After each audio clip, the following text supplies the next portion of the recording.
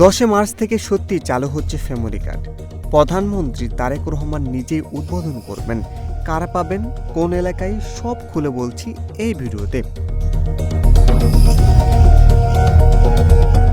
হ্যাঁ দর্শক, ঠিক শুনেছেন, আগামী 10 মার্চ প্রধানমন্ত্রী তারেক রহমান ফ্যামিলি কার্ড বিতরণের উদ্বোধন করবেন। এটা বিএনপির নির্বাচনী ওয়াদা ছিল, আর সরকার গঠনের পরপরই প্রায়োরিটি দিয়ে শুরু করেছেন এই কাজ। প্রথমে পাইলট প্রকল্প মোট 13টা উপজেলা 13টা ওয়ার্ডে শুরু হবে।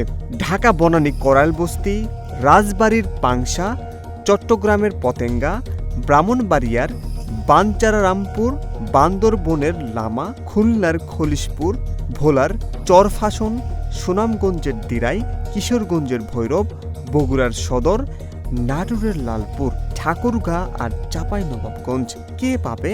প্রান্তিক আর নিম্ন আয়ের পরিবার, হতদরিদ্র, দরিদ্রদের আগে।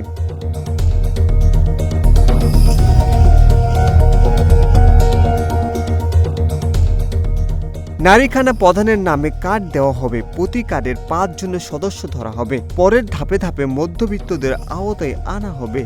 সরকার বলেছে শেষ পর্যন্ত 50 লাখ পরিবারকে মাসে 2000 টাকা করে সাহায্য দেওয়া হবে। মোট খরচ প্রায় 12,000 কোটি টাকা। দর্শক, এই কার্ড পেলে আর দুশ্চিন্তা নেই। সামাজিক সুরক্ষা, টাকা, খাবার সব এক জায়গায়। কিন্তু আপনার এলাকায় কবে আসবে? শুনুন মন দিয়ে, ভুল করবেন না। পাইলট সফল হলে পুরো দেশে সরিয়ে দেওয়া হবে। এখন থেকে ইউনিয়ন ওয়ার্ড কমিটির তালিকা তৈরি করবে। এনআইডি দেখে সরজমিন যাচাই করবে। কোনো দুর্নীতি হবে না বলে সরকার আশ্বাস দিচ্ছে। ঈদের আগেই অনেকের হাতে কার্ড চলে আসবে।